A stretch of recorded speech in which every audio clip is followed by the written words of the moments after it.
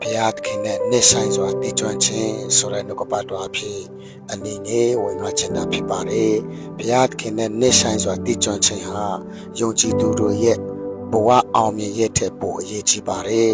လူတိုင်းမှာ24နာရီပဲရှိပါတယ်လူတွေကကိုယ်ဥစားပေးတဲ့အရာတန်ဖိုးထားတဲ့အရာတွေအတွက်အချိန်ကိုအသုံးပြုကြပါတယ်ဆူတောင်းဖို့အချိန်များစွာယူတဲ့လူတွေက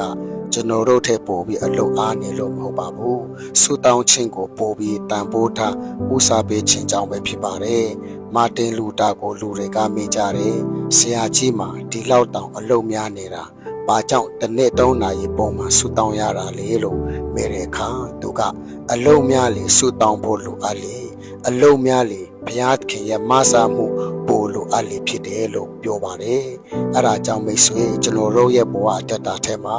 ဘုရားသခင်ရဲ့မဆာခြင်းခံစားရရှိဖို့အတွက်ဘုရားသခင်နဲ့နှစ်ဆိုင်စွာမိတ္တာရပြုခြင်းတည်ကျွမ်းခြင်းမှာသူနဲ့အချိန်ပေးခြင်းဟာအလွန်အရေးကြီးပါတယ်ဆိုတဲ့နှုတ်ကပတ်တော်အဖြစ်အနေငယ်ဝင်ငါချင်တာဖြစ်ပါတယ်အရောက်တိုင်းပေါ်မှာဘုရားရှင်ကောင်းချီးပေးပါစေ